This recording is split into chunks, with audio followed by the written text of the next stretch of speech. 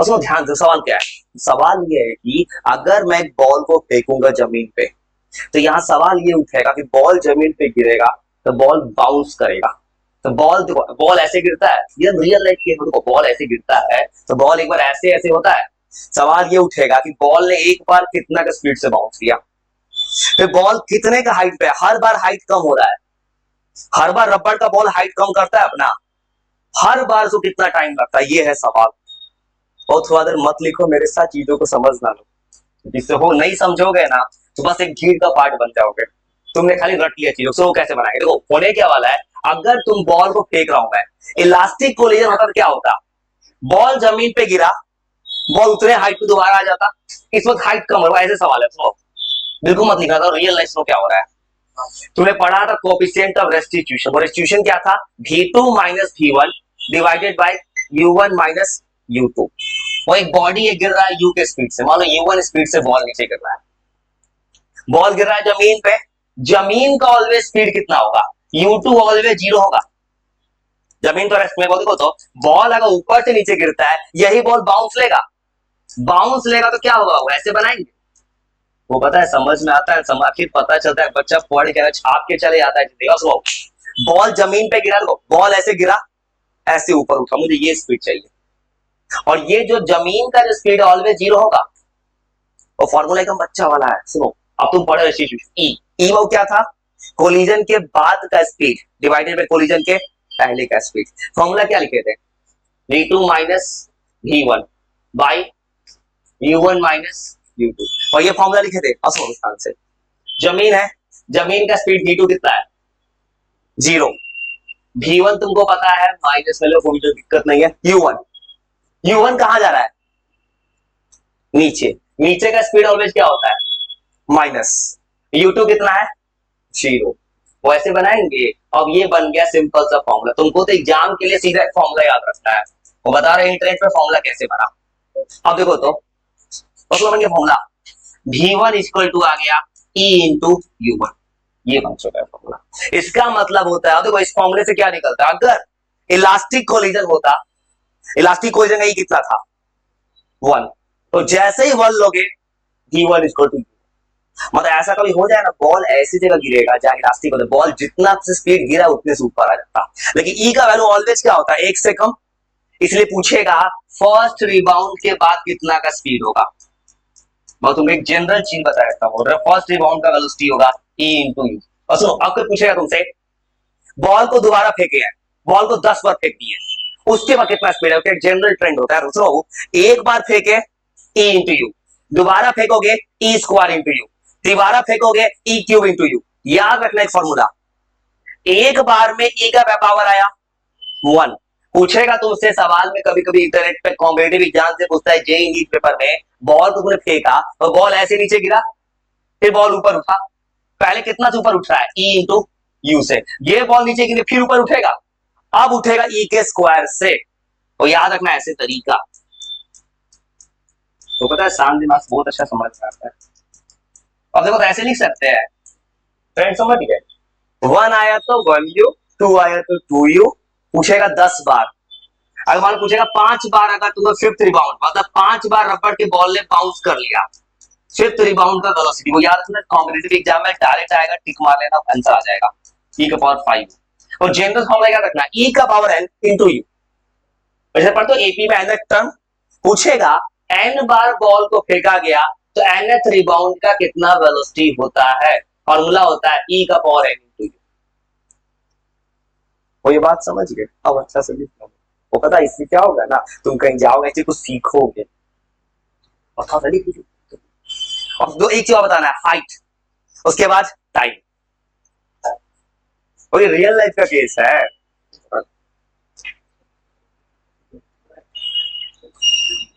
ये फॉर्मूला याद रखना, e का पावर u, ये ऐसा फॉर्मूला है, तो याद रखना, ये तुमको कॉम्पिटिटिव एग्जाम तक साथ देगा, जो लिख के दे रहे हैं इस वक्त ध्यान से सेट कर लो। और एक और बनाना हाइट,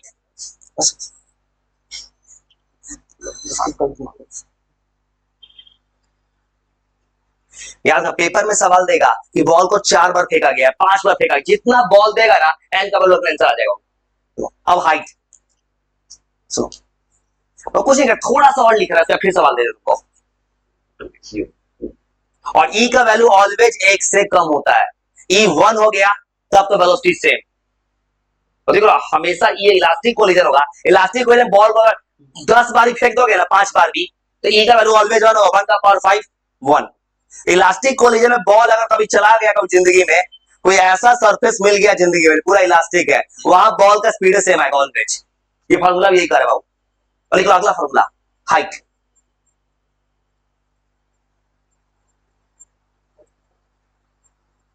वो पता है ये रियल लाइफ में भी होता है तुम्हारे साथ। अगर तुम एक क्रिकेट का बॉल ले लो, एक तुम अपने आप को ट्रेन के ऊपर फेंक दो, वहां भी वही होगा। देखो ट्रेन को फेंकोगे, ट्रेन का कुछ होगा नहीं, तुम्हारे कंपेयर में ट्रेन जिस स्पीड से चल रहा है उसी पे चलेगा, तुम्हारे स्पीड से ट्रेन कभी नहीं बदलेगा। लेकिन होगा क्या, तुमको कितना का स्पीड मिलेगा, ई इंटू यू। ई क्या होगा, कितना के तुम कोलिजन के साथ ट्रेन से टकराए होंगे। ई के केस में, ट्रेन केस में बहुत ही कम हो जाएगा। इस केस में क्या होगा, तुम्हारा नया वेलोसिटी जाएगा ट्रेन में, ई इंटू यू। यू होगा तुम कितना का स्पीड से जा रहे थे ट्रेन से टकराने, ई होगा ट्रेन से तुम्हारा कोलिजन हुआ है उस समय एक कोफिशिएंट होगा, डिपेंड करे कैसा कोलिजन हुआ है, उसमें फैक्टर कौन कौन सा आएगा। तुम बहुत तेज जाओगे, जितना तेज जाओगे उतना जल्दी आओगे, तो स्लो जाओ, ई का वैल्यू कम हो जाएगा। जैसे बॉल है, तब धीरे से जंप कराओ, धीरे से फेंको, जितना धीरे से फेंकते हो बॉल उतना स्लो जंप ये बाउंस करेगा। और सुनो अगला चीज, हाइट। इसलिए हाइट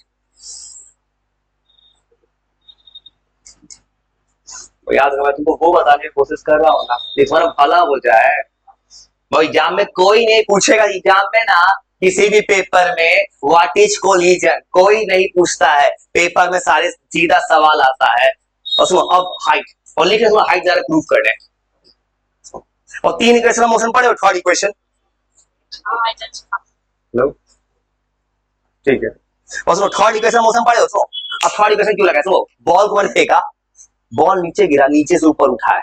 सवाल ये होगा बॉल देखो अगर नीचे से ऊपर उठा है तो मुझे सबसे ऊपर जब बॉल ये वाला स्पीड निकला है, तो बॉल यहां जा रहा है जमीन से उठने के बाद, बॉल फिर सबसे टॉप पे पहुंचेगा, टॉप का स्पीड कितना होता है 0। तो देखो बॉल ऐसे फेंके, टॉप का स्पीड 0, पूछेगा बॉल कितने हाइट पे है।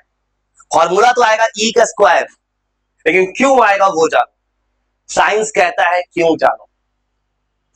और ये चीज याद रखो ना, रट के मसला पढ़ो। तो मुझे कौन सा शौक चढ़ा इतना डिटेल मारे, उसमें क्या है 10 को फॉर्मूला लिख के रटवा दो, हुआ तो हुआ नहीं उसको। सो अब कैसे बनाएंगे हाइट, हाइट ऑफ रिबाउंड, एकदम कंसेप्ट समझना, फिजिक्स कंसेप्ट है। सो बोलते हैं क्या और सुनो, मुझे समझो, देखो बॉल ऊपर से नीचे गिर रहा है हाइट, और सवाल क्या है रीबाउंड का। देखो बॉल एक बार ऊपर गया, देखो एक बार ऊपर गया, अब बॉल कहां से आएगा ऊपर, यहां से ऊपर गया, यहां से गया यू, फिर बॉल ऐसे लौट के आएगा, यहां कितना का स्पीड लेगा ए इंटू यू, इतना से बाउंस बैक करेगा ना। अब चाहिए बॉल का ये स्पीड, ये कितने का हाइट होगा। अब क्या करना है, फॉर्मूला को प्रूफ करने में कुछ नहीं करूंगा, थर्ड इक्वेशन मोस्ट लगाऊंगा, थर्ड इक्वेशन। और थर्ड इक्वेशन लगा तो और थर्ड इक्वेशन लगाओ तो क्या लिखोगे, देखो तो किसी बच्चे को ये हाइट चाहिए, तो थर्ड इक्वेशन से क्या लिखोगे, टॉप पे जाके स्पीड कितना हो जाएगा 0, तो क्या लिखोगे थर्ड इक्वेशन से v square equal to u square plus 2as लिखो बाबू। अब सुनो टॉप पे जाके स्पीड हो गया 0, बॉल कितना से ऊपर गया है a इंटू यू से, इसका स्क्वायर करोगे तो इसलिए e स्क्वायर आता है। अब देखो ऊपर जाओगे तो एक्सेलरेशन माइनस g लेते थे, तो याद करो, और ये हो गया h, जैसे ही सॉल्व करोगे e square U square equal to 2gh। अच्छे देख लो, मैं पूरा फॉर्मूला चाहता हूं भाई, सुनो अब पूछेगा एच का फॉर्मूला, और देखो तो तुम क्लास 9th पढ़े होगे, तो एच कितना आ रहा है ई यू स्क्वायर। अब सुनो फॉर्मूला देखो, ये फॉर्मूला आ रहा है, और 9th क्लास से याद करो, हाइट का फॉर्मूला होता है यू स्क्वायर बाय 2g। ये कौन सा हाइट है, जब बॉल पहली बार ऊपर से नीचे गिरा है उस समय का हाइट, तो पहले रिबाउंड का हाइट कितना आ रहा है, देखो तो ई स्क्वायर, देखो तो यू स्क्वायर 2g, ये हाइट था ओरिजिनल, जिस हाइट से बॉल को मैंने ड्रॉप किया है, तो फॉर्मूला कितना आ रहा है ई स्क्वायर इंटू एच। सुनो ये सवाल क्या बना है, बॉल जब जमीन से ऊपर से थ्रो किया, एच क्या है, जिस हाइट से बॉल फेंका गया, बॉल दोबारा ऊपर आएगा, कितनी हाइट पे आएगा। अब ये पूछेगा उसके बाद बॉल दोबारा कितना हाइट लेगा, ई का पावर 4 आ जाएगा। उसके बाद पूछेगा ई का पावर 6 आ जाएगा। वो ये फॉर्मूला क्या बता रहा है ना, ये क्या मैंने निकाला, वो ये है फर्स्ट रिबाउंड का हाइट। और फर्स्ट रिबाउंड को उसने पूछेगा सेकंड बार कितना हाइट आया, वो ऐसा ही पूछता है पेपर में। और सेकंड रिबाउंड का हाइट तो क्या कर रहा हो, ई का पावर 4, वो एमसीक्यू में डायरेक्ट टिक मारना, ई का पावर 4 होता है। ओके, वो पैटर्न समझ गए। एक था तो 2 आया, 2 है तो 4 आया, 3 है तो 6 आ रहा है, तो एन होगा।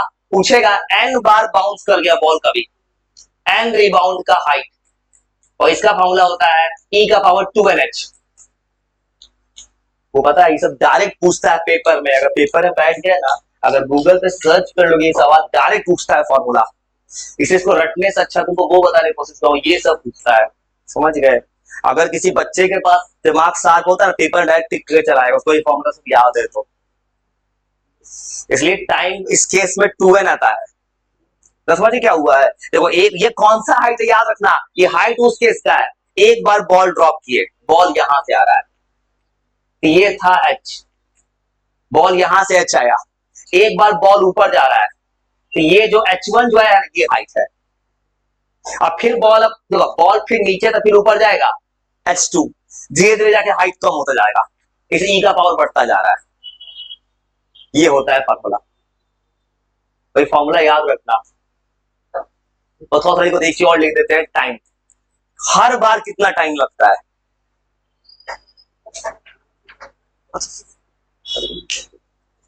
याद रखना फॉर्मूला।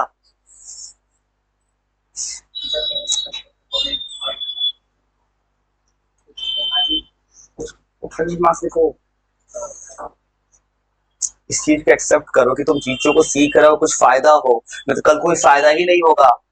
तुम बस एक भीड़ का पार्ट बन के रह जाओगे, बस कहीं गए कुछ लिख लिए, क्या पता क्या लिख रहा है कुछ, इसलिए चीजों को सीख लो। जिसका 11 बर्बाद होता है 12 बर्बाद हो जाता है। तो 10th में कोई 97-98% मार्क्स नहीं ना आया था, 94-95% 10th में ऐसा ही आता है भाई, 90+ तो फ्री में आता है 10th में, थोड़ा भी कोई पढ़ ले तो 90% 10th फ्री में आता है, जो बेवकूफ हो तो नहीं ला पाता है, फ्री में आता है। तो हाँ भाई फ्री में कैसे, तुम हर साल भर पढ़ लो, तो अब तुम पढ़ोगे लास्ट 1 महीना में कहां से नंबर आएगा भाई। हाँ 12th उल्टा है, 12th में सालों भर पढ़ोगे, उसका गारंटी नहीं आएगा कि नहीं आएगा। 12th बहुत स्टैंडर्ड है 10th से, इसीलिए भाई सीबीएसई है तब तो बातें छोड़ दो, फिजिक्स का तो दिमाग उड़ा देगा, फिजिक्स नहीं बनेगा। किस तो फिजिक्स बनेगा जरूर बनेगा, किससे बनेगा, जो सच में अच्छा से पढ़ेगा। बस सीबीएसई लियो तब तो फिजिक्स का तो, और होना पूरा इंडिया होता है, पता होगा तो उस इंसान को तो अभी तो सीरियस हो जाना चाहिए। और तो एक चीज और लिख देता है, बस एक चीज और 3 सवाल पूछ सकता है किसी पैकेज में, बस कितना का स्पीड पे बॉल गया, कितना हाइट गया, कितना टाइम लगा बॉल पाने में। तुम देखते हो कि कभी प्रैक्टिकल का भी केस देखो, बॉल को फेंकते हो, बॉल जब दोबारा ऊपर आता है ना, धीरे उसका टाइम कम हो जाता है। तो हर बार देखते हो टाइम अलग अलग आता है। एक बार बॉल फेंको, पहले बॉल बहुत तेजी से ऊपर आता है, उसके बाद बॉल का धीरे धीरे टाइम ज्यादा लग रहा है, टाइम अलग हो जा रहा है, यही कहानी है, फॉर्मूला है सब, ये सब पता है, रियल लाइफ फॉर्मूला है भाई। ये सब पढ़ के कोई कुछ भी रीड कर सकता है।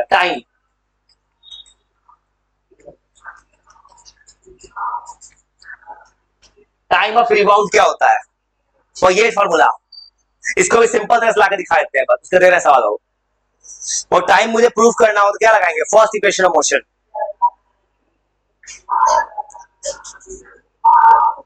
और देखो तो टाइम निकाल दे, सुनो, और टाइम में क्या लिखोगे, v is equal to U plus 80। देखो तो बॉल अगर नीचे से ऊपर गया है तो v ऑलवेज 0 होगा। u कितना आता है बॉल रिबाउंड के बाद, u इंटू e, a कितना आता है -g, तो t कितना आ गया, तो देखो तो सवाल बन गया u e बाई g। अब तुमने पढ़ा हुआ क्लास 9th में, बॉल जब नीचे से ऊपर जाता है तो u बाई g से जाता है, इसको कहते हैं टाइम ऑफ एसेंट। बॉल जब ऊपर से नीचे गिरता है तो कहते हैं टाइम ऑफ डिसेंट। ये तुमने पढ़ा है क्लास 9th में।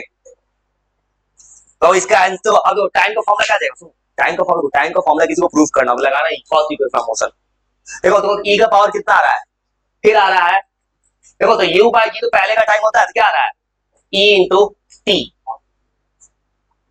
मतलब हर बार टाइम ई का पावर 1 होता है, स्पीड ई का पावर 1 होता है, बस हाइट ई का पावर स्क्वायर हो जाता है। ये बात याद रखना। वो ऐसे भी सोच सकते हो, पढ़ते हो second degree motion, H is equal to half G T square, T square मतलब हाइट में ऐसे टी का स्क्वायर मतलब ई का स्क्वायर आ रहा है, इससे ही बोल सकते हो। तो ये बात याद रखना। कोई तुमसे पूछे सुनो, उसके बाद सेकंड बार कितना का टाइम लेगा? सुनो, फर्स्ट बार time E into T, second बार time E square into T. E का वैल्यू पेपर में दिया रहता है, बस वैल्यू पुट करना होता है, याद रखना इस फॉर्मूला को। और सेकेंड टाइम ऑफ रिबाउंड ये हो जाएगा ई स्क्वायर, और सेकेंड टाइम हो जाएगा ई स्क्वायर इंटू टी। और पूछेगा एन बार, एन बार का क्या फॉर्मूला हो जाएगा? एन टाइम्स का,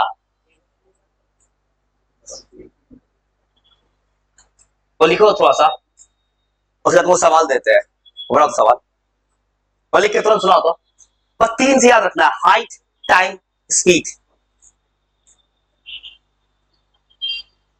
और तुरंत सुनाओ तो 3 चीज का फॉर्मूला, हाइट टाइम, वो हाइट टाइम और स्पीड का क्या फॉर्मूला होता है याद रखना। तो सवाल पर रीड करो साथ, उसके बाद सवाल तुमसे तुरंत बनेगा, सवाल जो आएगा अभी। लेकिन कंडीशन है कि सवाल आने के टाइम तुम ब्लैंक ना हो जाओ। और याद रखो, जो ये बात बुरा लग रहा है फायदा करेगा। मिट्टी का बर्तन कुम्हार बनाता है, बाहर से हिट करते ज्यादा स्ट्रांग बनता है, क्योंकि अभी दिमाग ये कहता है वो जब कहीं पढ़ो थोड़ा कंसंट्रेट कर लो, नहीं तो कोई फायदा नहीं होता है।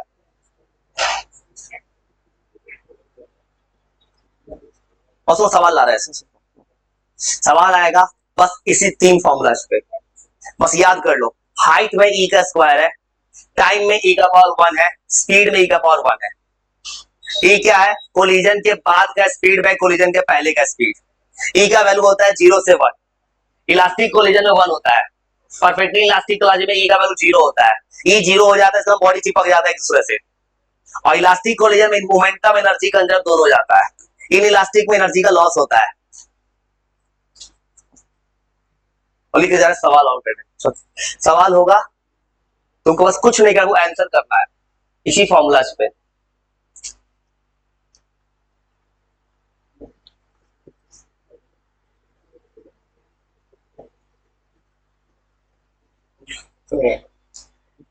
उसमें से 10 सवाल है, तुमको 9 बनाना है, एक नहीं। एक बनाने के लिए जीपी चाहिए, जिसका बात नहीं करेंगे। 9 बनाना है उसमें से। एक बनाने के लिए मैथ का एक फॉर्मूला चाहिए जीपी का, ज्योमेट्रिक प्रोग्रेशन, जो तुमने नहीं पढ़ा कभी आज तक। 9th का बच्चा अभी पढ़ चुका है जीपी, 9th के 7 जीपी पहले आ गया है।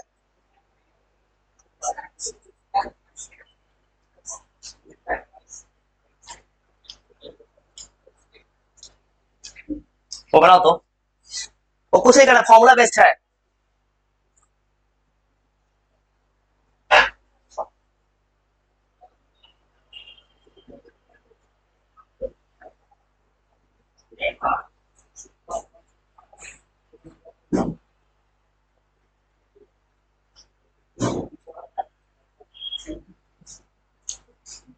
वो बनाओ तो, चुपचाप आंसर लिखो तो, चलो लिखो तो।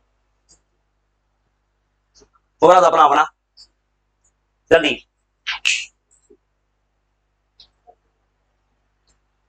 लिखो लिखो लिखो लिखो लिखो लिखो।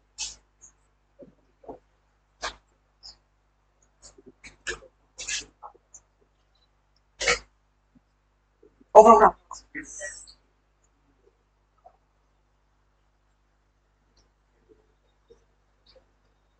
ऐसा इसलिए कि किसी को सुनने से अच्छा ये क्या है कि तुमको कुछ जो पढ़े वो याद करा देगा तुरंत, इंस्टेंट याद करवाएगा। जो पढ़े वही है भाई, बनाओ ना, हमारा सेम है, जो पढ़े वही चीज है। सोचो सोचो।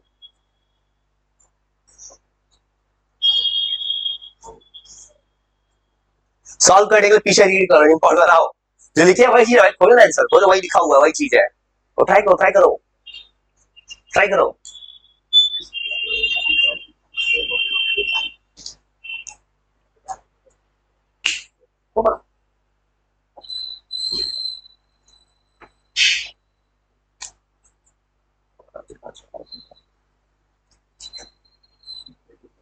गेस तो करो कम से कम कुछ भी, उसके तो दिमाग चाहिए, वो ट्राई करो कुछ भी गेस करो, गेस के एबीसीडी के लिए भी दिमाग चाहिए, उसके लिए भी सिक्स रिसेप्टर होना चाहिए, मगर दिमाग गेस कहाँ कर पाए अच्छे से, सोचो सोचो, उभराओ।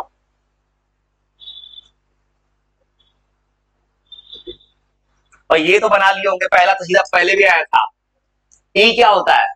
वेलोसिटी कोलिजन के बाद का, भाई कोलिजन के पहले, कोलिजन के बाद दो बॉडी क्या होता है सेपरेट, क्या हो जाएगा सेपरेशन बाय अप्रोच, और सेपरेशन मतलब कोलिजन का दूर जा रहा है, अप्रोच मतलब कोलिजन के पास जा रहा है, और नीचे क्या है ये सोचो तो, और ध्यान से पढ़ना line, before hitting the ground. सवाल क्या है 9th क्लास का, एक बॉल को अभी ऊपर से गिरा दो, देखो अभी सब बोला तो अभी कहोगे रिबाउंड में फॉर्मूला मैंने की लाया था ना, लेकिन पहले पार्ट में एआई बोल रहा है कि रिबाउंड नहीं कराना है, मतलब एक बॉल को खाली ऊपर से नीचे गिरा देना है, ऊपर से वो बॉल जब नीचे गिरता है, 9th क्लास पढ़े हो, v square u square plus 2as।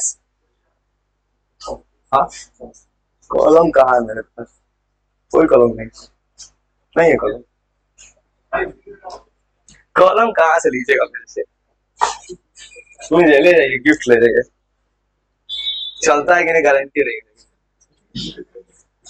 वो गिफ्ट ले जाइए, वो पेन दे देना, तो लिख देंगे कुछ दे, चलता है।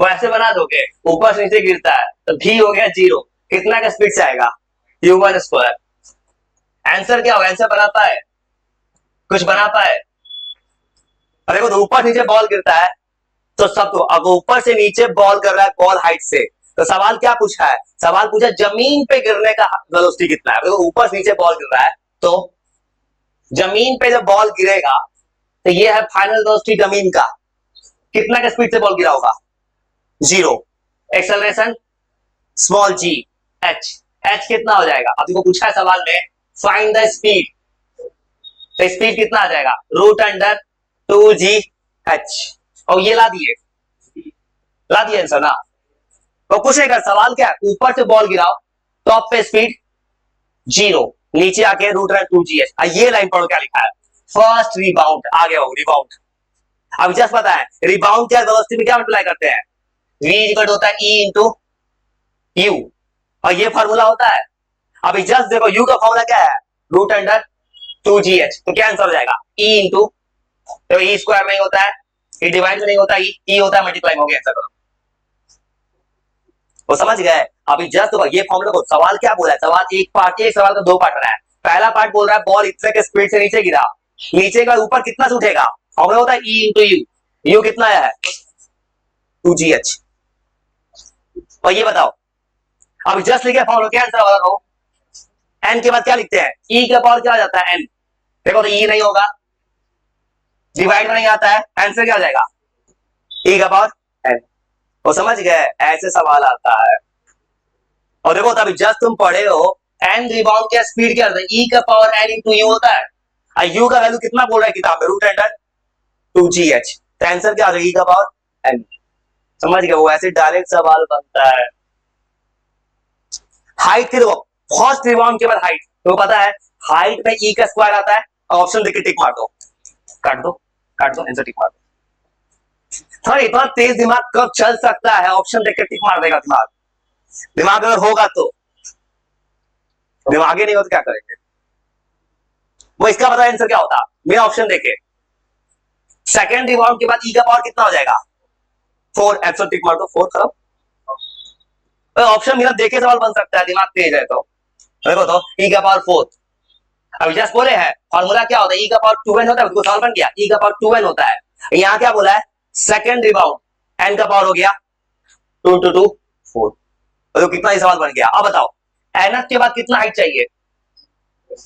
ई का पावर 2n, ई का पावर 2n। देखो तो इतना जल्दी बन रहा है, एक 2 से 3 सेकंड, जब तक याद है, नहीं याद है तो एक जन्म में नहीं बनेगा भाई। अब ये पढ़ो, तो ये पढ़ो ध्यान से, total time initial drop from the height. और ये कौन सा टाइम पूछ रहा है? ये क्या पूछा है? इनिशियल ड्रॉप हाइट मतलब ऊपर से बॉल को कहां गिरा दियो? नीचे। देखो तो इस वाले सवाल में देखो ई का वैल्यू कब आता है? रिबाउंड होगा तब ना। यहां बोल रहा है बॉल खाली ऊपर से नीचे गिरा दिए, गिराएंगे तो क्या फॉर्मूला हो? तुम पढ़े हो बाबू 9th क्लास, ये पढ़े हो तुम 9th क्लास में? ऊपर से बॉल गिरा होगा तो ये होगा 0। पढ़े हो हाफ जी टी स्क्वायर, तो टी कितना हो जाता है? √2h/g। कुछ बात समझ पाए? देखो बात देखो, रिबाउंड का केस होगा तो ई लाना है। ई कब आएगा? पूछता कि अब अगर मान लो एक बार बॉल नीचे गिरा, दोबारा बॉल ऊपर उठे, कितना टाइम लगेगा? ई से मल्टीप्लाई करना, जैसे ये पूछा है। फर्स्ट रिबाउंड के बाद वो कितना, चलो फर्स्ट रिबाउंड पूछे। देखो पहला बार बॉल ऊपर से नीचे गिरेगा, फिर नीचे से ऊपर, तो देखो रीबाउंड के बाद स्पीड कितना, टाइम कितना लगता है? ई इंटू टी लगता है रीबाउंड के बाद। अब बोले अप एंड डाउन, देखो तो एक बार बॉल अगर ऊपर से नीचे गिरता है, नीचे से ऊपर जाता है। अब तुम पढ़े हो 9th class, time of ascent equal time of descent. जितना बॉल नीचे से ऊपर गिरता है उतना ऊपर से नीचे। एक बार कितना लग रहा है? ई इंटू टी, तो 2 बार क्या लगेगा? 2 इंटू टी। समझ पाए? इतना जल्दी सवाल बन जा रहा है। और 9 तक तो मैक्सिमम सही हो पाएगा। 10 नंबर को 10 नंबर बंद, 10 नंबर बाद से करेंगे। 10 नंबर सरल बनाने के लिए टर्म लगेगा जीपी। और जीपी तुमने क्लास 9 से पढ़ा ही नहीं कभी, अब आया 9th में। जीपी एक मैथ का चैप्टर है, मैथ का चैप्टर है प्रोग्रेशन, उससे बनेगा। तो बाकी 9 तक तो सही बन गया मैक्सिमम। देखो तो मैक्सिमम सही बना दिए ना।